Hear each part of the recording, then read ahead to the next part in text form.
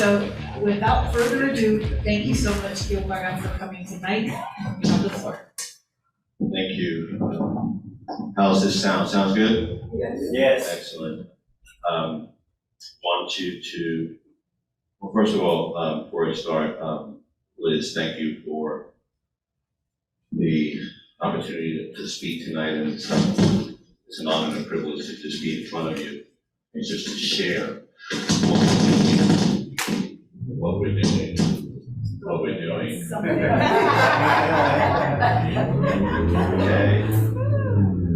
What we're doing, I'll keep it out here in Lake County and across the state with our organization. And before I begin, want to share that my wife, Gilbert Pagan, is with me. What I affectionately call my bride of 32 years, and together 36. Mother of our 3 grown boys, 2 are off the payroll, and 1 is still on the payroll at home. And she's an accomplished special education teacher, public school teacher, and is a nationally board certified bilingual special education teacher. 4% of the teachers across the country are nationally board certified. Only 4%. She's one of the 4%. And she works with Hispanic families and children as a public school teacher. So I'm glad that she's here tonight. So you see my name, it's like the first thing you say is Pagan, right? So it's actually Pagan. So say Gil. Pagan, not Pagan. Okay? You guys are awesome. Thank you. I lead the organization called Hispanos del Sur, Hispanics of the South. I also have another hat, which is the Way Hispanic GOP.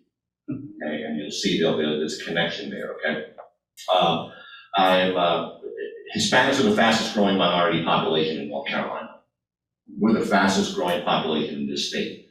And I'm a business owner, a child of Cuban immigrants. If you're wondering where I'm from, Cuban and Puerto Rican. My wife's from Ecuador, purebred. And my mom was a Cuban cigar roller. Yeah, you guys are thinking about something else. I know, right? Don't look at the next person. My dad was a watchmaker, so I have an affinity for watches. I'm bilingual. And we're both ministers, my wife and I, in the Church of God, credentialed, ordained, all that kind of stuff. Master's trained, theology school, seminary. So you can appreciate that, right, Pastor? Yes. Can I be open and transparent with you today? I'm just going to give it to you, okay? And you do what you want with it. This presentation is for mature audiences. Viewer discretion is advised. Hispanic values are conservative values. Latino values are conservative values. Spanish values are conservative values. The Democrats will have you believe that we are pro-choice. Not true. We are pro-life. The Democrats will have you believe that we support gay marriage. Not true. We support traditional marriage between one man and one woman that give birth to the traditional nuclear family. The Democrats would have you believe that we support 64 genders. Not true. There are only 2, male and female. That's it. The Democrats would have you believe that we support transgenderism. Not true. We believe you are born with the anatomy that God has given you, and you cannot change it. Amen. The Dems would have you believe that we support defund the police. Not true. We support law enforcement. And we want our neighborhoods safe from drugs, crime, criminal activity, and MS-13 gang members. The Dems would have you believe that we support gun confiscation. Not true. Many of us come from countries that have authoritarian governments and dictatorships and socialist regimes. What is the first thing they do in those countries? Take away your guns. They disarm you so that they can have power over you. Hispanics support free speech, as we are often limited in what we can say in our own countries. We support religious liberty to worship who, what, when, and where, whenever we feel like it. The Dems would have you believe that we support free stuff. Definitely not true. We are some of the hardest working people in this country. You don't work in Latin America, they don't have social safety nets over there. You don't work, you don't eat, you die. It's real simple over there. Over here, we got these wonderful social safety nets that support people and make people stay home and all that kind of stuff. Not saying that sometimes people don't need it, okay? But there's a fallacy that Democrats say that we want free stuff. That's not true.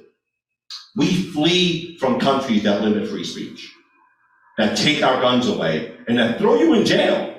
If you protest in the street against the government, they'll throw you in jail. There's no constitutional rights, individual liberties in those countries. We flee those countries to come here. We do not support the values that the Democratic Party says we support. We come from countries where you can't even share gospel in the streets. You can't share about Jesus Christ because the government, socialist, Venezuela, Cuba, all these countries, they say they don't want a religion, in those countries because that provides open-minded thought. And say, oh wow, I'm not being treated right, and it rises up people against the government. Our values are, as a group, Hispanics are conservative. We are social conservatives. Many people don't know that. We are. So when you see a Hispanic, think of a social conservative person walking down the street. I want to share some data with you. Okay? This is some rounded numbers in North Carolina.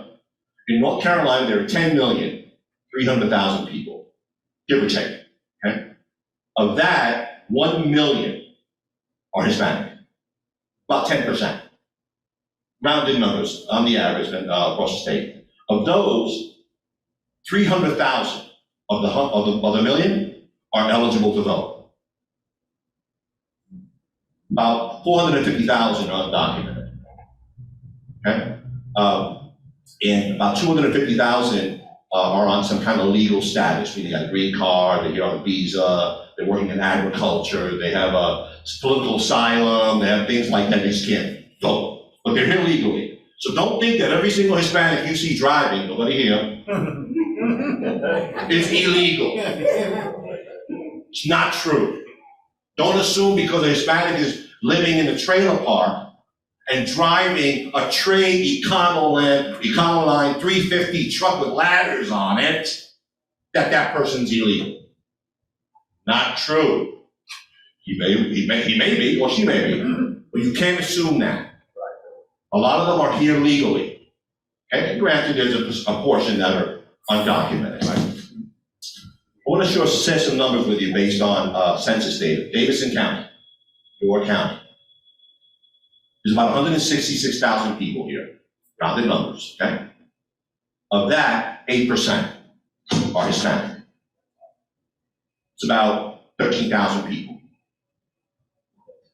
A typical election, okay? Come on the scale right there, on a local election, easily, okay? 96.8% of Davidson County residents are citizens. 96.8. So some of those Hispanics are citizens. Ain't all undocumented, y'all. I'm being honest with you, okay? They're not all undocumented, right? And most of the Hispanics in Davidson County are in these areas. Now, I thought they would be in Thomasville. They're mostly in Lexington. They're in Lexington first. 11.5% of the population in Lexington, 11.5 are Hispanics in Lexington. Next one is Boone, 9.5%. And then Thomasville, 8.7. Some reason they're kind of like in Lexington, and I don't know them, why that's the case. I just looked at some general data. And here's from the Hispanic perspective, when you're looking at outreach to the Hispanic community and you want to bring them into the party and the conservative movement, there are 3 census tracts. Now, obviously, going where they actually are, there's 3 census tracts. 600, 400, and 700. I'm right, taking off some numbers. 26.7% in census tract 061600. 26.7% in that census tract are Latino. That means that every other person walking down the street, Joe, Bo, Billy Bob, Miguel, Joe, Billy Bob, Karen, Paco, 25% in that census tract in particular are Latino. So when you're thinking about outreach, you need to look at stuff like that. Like, where are they? What area? What census tracts? Because remember, 96.8% of the people in the county are citizens, right? 1 million Hispanics in the state, 300,000 can vote. You see that? So when you go out and you do this outreach and you connect with people, you have this data and you go out and you start doing this, okay? We use Statistical Atlas, by the way, as a data source to pull this information and kind of come up with where to go. So Hispanics can tip the scales in local elections. They can tip the scale. I'm talking about 50, 100, 300 votes. Right there. You get the Hispanics out in the local area, they will tip the scale on that election for a conservative candidate. They will do it. Trust me, the Democrats are out there doing it. They are out there engaging year round. And us, you, are only doing it during election season.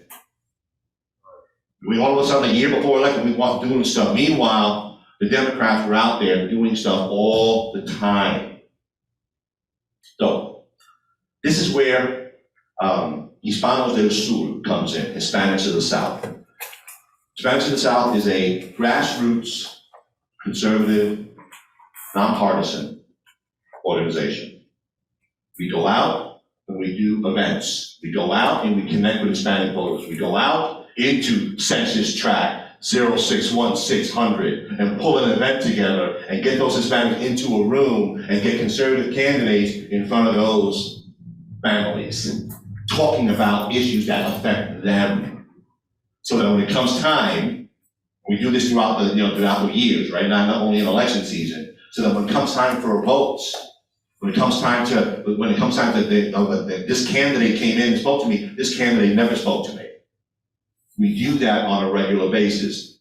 In North Carolina, there are 17 leftist organizations that serve the Hispanic community. 17. There's only one conservative, grassroots, nonpartisan group in the state, Hispanos del Sur. That's it. There is no other.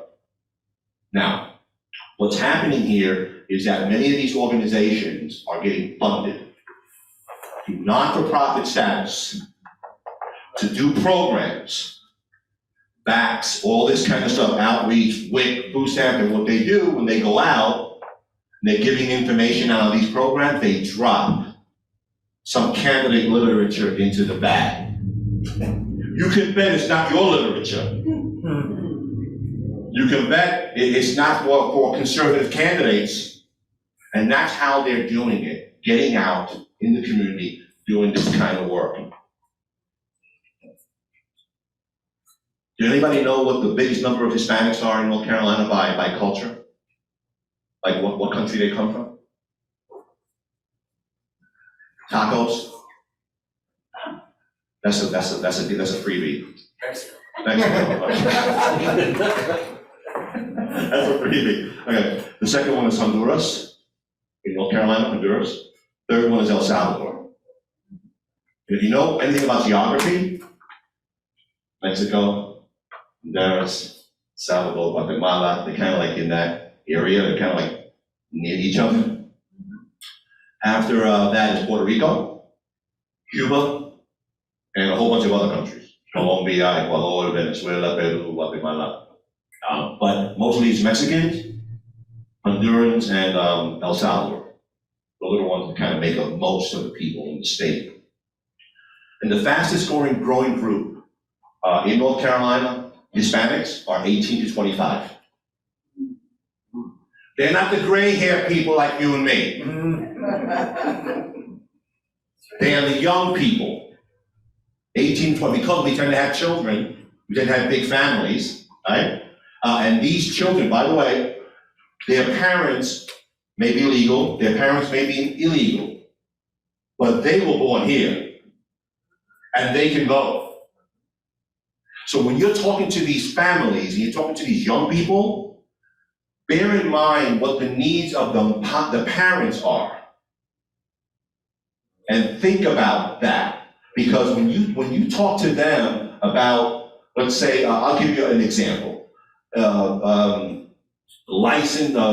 Examinations in Spanish for plumbing, right? Take a plumbing exam in Spanish, just give an example. And you're talking to a young person about that, saying, we're working to help to make that happen, because your dad's a plumber. Now, that person, that Spanish young person saying, you know, this candidate is trying to help my dad. I'm gonna pull a letter for that candidate. Just because the dad may be illegal or undocumented, the kid isn't. You need to think strategically when you're having these conversations with people. Okay? Be compassionate, follow the rule of law, right? You know, the regulations and everything that we support, but have those conversations with people. Okay? So fastest growing are 18 to 25. And every day thousands in North Carolina are turning 18. Thousands. And by the way, there are people here in North Carolina, hundreds every week, that are getting green cards. And many of those green cards, hundreds a month, are going to citizenship. You need to think about that. It's like, again, those are the people we need to be talking to, going after, sharing our conservative message. That said, the largest counties with Hispanic voters are Mecklenburg, right? Obviously, major city, Wake, major cities, and the Triad, Winston-Salem, Highmore, because we tend to be it's major cities, right? That's kind of where we tend to be at. We'll live in a rural area, or we'll travel for work, or we'll live in that area. Hispanics have the highest labor participation rate. Did you know that? 67% of Hispanics are in the workforce. And to my Anglo-Americano friends, 63% of you are in the workforce. 67% Hispanics are in the workforce, 63% of whites and blacks are in the workforce. So we have a higher workforce participation rate. Did you ever hear that I want more Spanish workers? You ever heard that? No. I can't find any. I want more Spanish workers. They're the hardest working people. They come from countries here, because we flee to come for the American dream, and we want to work, send money back to our country, buy a house. We're the hardest workers. It's 67% of us are in the workforce. We don't want free stuff. We want to work. We work in construction. 31% of us are in construction. That means that Miguel more than likely framed your house. Him and his crew, working under Billy Bob. Am I right? Yeah. Am I? You're right. I'm right, right? And nobody can see. Only I can see you. You're right, Gil. That's right. That's right. 26% work in agriculture. That means that Marta and Pablo picked your sweet potato, picked your strawberries. You're eating those meals because of the Spanish workers that picked that crop. And if you're a smoker, that's tobacco. That was done by Spanish labor. 26%. Leisure and hospitality is the next one. 23% of us are in leisure and hospitality. That means when you go into a hotel, Maria just finished cleaning your room. You didn't see her pushing the cart down the hallway? And by the way, in the hospitality areas also, is leisure hospitality, restaurants. You know that when you go into that Italian restaurant in the back, you know it ain't Mario cooking your Italian meal. You know that. It's Roberto cooking the Italian meal for you. You go into Ruth Chris Steakhouse, look through the window on the double door. Sorry to bust your bubble. Even in a Chinese restaurant. That's right, no chino aquí. That's right, the chino aquí, yeah. I did see a Spanish pizza shop on the block though. Enrique's or something like that? Enrique. All right, is it good pizza? Yes. Yeah, see? All right. Okay. So, sorry to bust your bubble when you go into your best restaurant, you're like, wow, this is really good. Thank Paco, thank Rigoberto, and thank Maria. We back to the guy in front, Billy Bob. Got the other people working the back, right? Is that okay? Is that all right? That ain't offend anybody, right? That's good. All right. If we invested time and resources in Hispanic outreach throughout the state, we would have tipped the scale in the Supreme Court justice race with Paul Newby. You know Paul Newby, the Supreme Court justice? He won by 400 votes after 3 recounts. By Sherry Beasley was the Democrat Supreme Court justice in North Carolina. And she went through 3 recounts. And we won by 400 votes. If we had a game plan at the state level on the Hispanic side, we would have tipped the scale. He would have won by 5,000 votes. Would have been no question, no recount, nothing like that. But we didn't have a ground game at the time. We still really don't have one. It's really up to the counties. That's just that's my experience. That's why we started Hispanos del Sur. Because it wasn't happening at the state level. It wasn't even happening at the local level. You know, obviously we expect GOP, but you know, like the Hispanos del Sur can go out as a nonpartisan grassroots, no R, no D, but with conservative values. But we connect with the Hispanic community. We would have won that race by thousands of votes before Newby. And for, by the way, Dan Forrest. Didn't have a real ground game on the Hispanic side. Didn't have one. No TV stuff, no radio stuff, no interviews with Spanish media, nada. Comprende? Nada. We would have won. So what we're doing now is trying to change that. Now, I want to share with you what we're doing in various counties across the state. We're going into Spanish areas. We developed this card. This is a conservative values card. It's in Spanish and English. Spanish in the back, English in the front, okay? Has no party on it, right? It's not, no party, no R, no D. And on the left side of the box on this card where it says liberal, left side says supports abortion, supports gay marriage, supports transgenderism, supports boys who identify as girls to play girls' sports, supports multiple genders, supports, is against free speech, supports media censorship, take away my guns. That's the column A. Column B is on the right, is against abortion, we're against gay marriage, against transgenderism, everything that we believe in. We take this card and we go out into the community and we speak to Spanish people.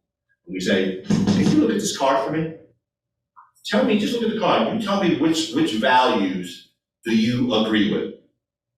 You don't choose it, they do. They do. When we begin reading for them, or they read it, and they go, Against the for abortion, no. Oh, no. Supports gay marriage, oh, no. Oh, no. Supports transgender, oh, no. Hold on a minute. Hold on a goddamn minute. I'm on the B side. We get to the top three. I'll read the top three for you again. Contra el aborto, against abortion. Contra el matrimonio homosexual, against homosexual marriage. Contra el transgénero, against transgender. We stop at 3. They didn't even let us get down to the bottom. They're like, oh, no. We are, yo soy conservador. I'm conservative. One guy actually told me, because he actually was raised here, and he actually had a southern accent. You know, he said, hold on a minute. Espérate un minuto. No. He actually had a southern accent with dark skin. Like, hold on a minute. I don't know who the hell these people are over here. Well, that ain't me. I'm on the right side. I'm conservative. Okay. So now, follow my process, right? So now that we got them to admit they are on the conservative side, we say, okay, can you vote? Yes, I can. No, I can't. You can't vote? We say, listen, you vote. If you vote, when you hear a candidate speaking about all this other stuff on the left, that's not your candidate because you just chose what value system you support, and that's the conservative value system. I didn't do it. You did. Second thing, if you can't vote, you don't want to support a candidate, you want to write a check, you don't want to knock on doors, you want to do Facebook sharing, you want to do nothing, nada. You don't want to support that candidate because that candidate does not support your values, even if you can't vote. Because some people can't vote, they'll write a check. Some people can't vote, they'll share this stuff on Facebook. Right? So no. So you need to ask the candidates, by the way, that, where do you stand? And by the way, all those organizations that support Democratic candidates, the leftist one that I talked about, the 17, and they put that stuff in the bag, you need to go on their website and see if they have stuff like this on there. If you see buzz keywords, equity this, BLM that, Alphabet City this, right? LGBTQIA. You see any stuff like that, that is column A. Not your column. Column B. You're in column B. So now we got them engaged. Then we asked them, tell me what, we have a survey. Tell me what concerns you when you think about your life in North Carolina. What are the issues that concern you the most? We asked them 5 things. Work and economy, healthcare, education, crime, drugs, gang activity, prostitution, immigration. Those 5 issues, what concerns you the most? And then they answer the survey after we've engaged with them about the card. And we have gotten the same responses, generally speaking, across the whole state. The top 3 are work, healthcare, education. That's what Hispanics are concerned about, generally speaking. In certain areas, like in Durham, for example, has a high crime rate. Education was 1, crime was 2, work was 3. Cyril City, which is Chatham County, 1 was work, one was crime, believe it or not, in Chatham. In Cyril City, a lot of crime. 2 was work, 3 was healthcare, education. So the top 5 issues we asked them, and they basically are consistent. Top 3 is work, education for their kids, healthcare. Those issues are similar to us. You would think immigration, because this is what people think, that immigration will be number 1, ICE. 287G, if you're familiar with that, candidate sheriff, right? 27, that would come up in the conversation. It always came down to number 5.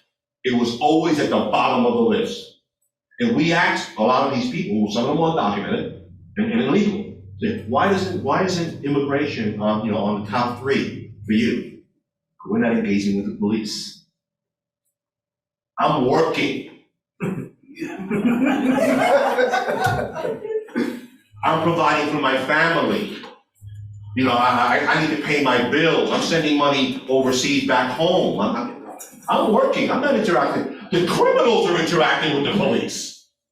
The ones who are selling drugs, the ones who are in the gangs, those are the ones that are interacting with police. Those are the ones that should be concerned about immigration. Oh, and by the way, find those people. They get them out of my neighborhood. So it's interesting that my conservative friends, my Americano amigos, my conservative Republican American friends, many of them think immigration is the number 1 thing on their mind.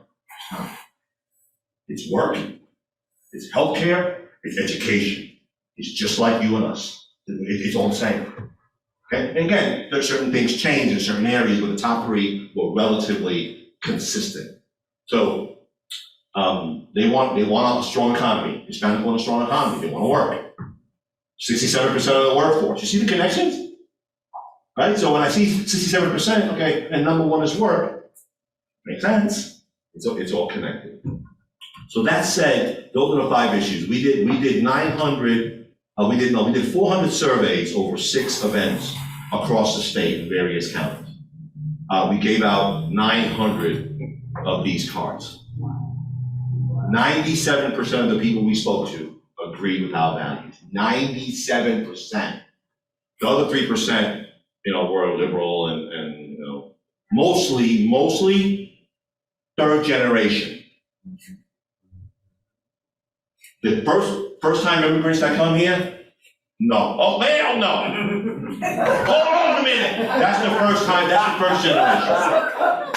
Right? 2nd generation, right, is one that go, okay, I don't care about the homosexual marriages, but as long as you don't make me, do stuff or accept it, leave me alone. 3rd generation, like, yeah, everybody should get it. Okay. So, yeah, hold on a minute. Anyway.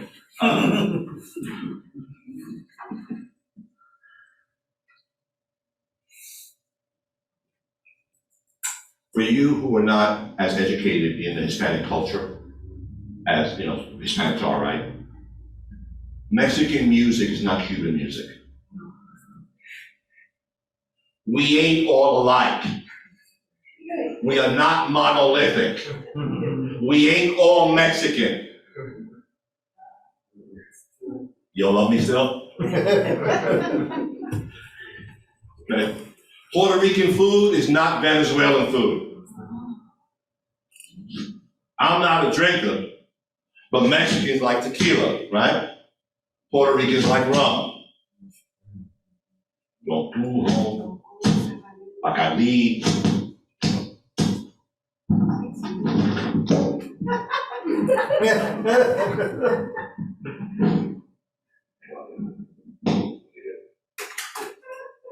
We're not all the same. Many South American countries like spicy food, right? But Honduras, Cuba, Dominican Republic, we don't like spicy food. Although I learned to eat spice when I came to North Carolina, because I was hanging out with Mexicans. I didn't grow up on spicy food, right? So all Hispanic people don't like spicy food. You are getting educated tonight. So that when you speak to your friends, and you're one amigo Jose, right, one Spanish friend, you can share with people, your circles, that Hispanics are not all the same. Dancing is different. Clothing is different. But our social conservative values are consistent. That's the connection. A lot of the Hispanics come from countries that are Catholic. right? Right? We got a lot of Protestants. A lot of countries, Honduras is a big Protestant country, Guatemala as well, but a lot of the countries, generally speaking, Latin America, are Catholic, right? You know, the base is Catholic. So out of that comes the pro-life, right? With anti-abortion and traditional marriage, right? And the transsexualism. That's when they go, wait a minute, stop. I don't want any of the rest. Because they come from the countries that, and although they may not be practicing Catholics, because I know some Catholics that are not practicing.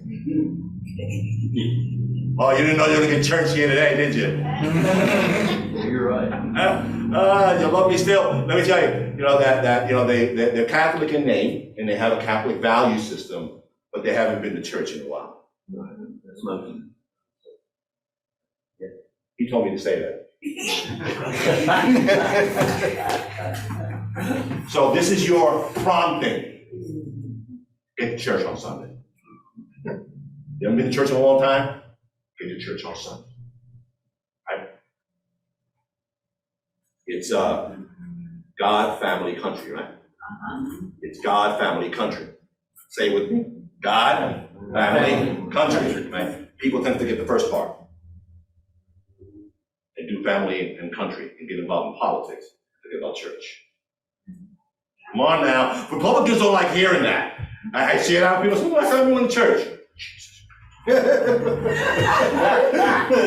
about something else. That's right. Oh, you're uncomfortable. I apologize. Sorry. So our dancing is different. Remember that. Clothing is different. Food is different, but our values are the same. That said, North Carolina and many counties have pockets of Hispanic families. And there's a lot of them living in rural areas because it's cheaper. And they'll drive long places to work. And they'll drive an hour and a half, or an hour to go to work. But they'll live, an hour, and they don't pay $400 a month rent on the trailer. But they'll drive an hour to work, right? So there's a lot of opportunity out here to engage with the Hispanic community, a lot.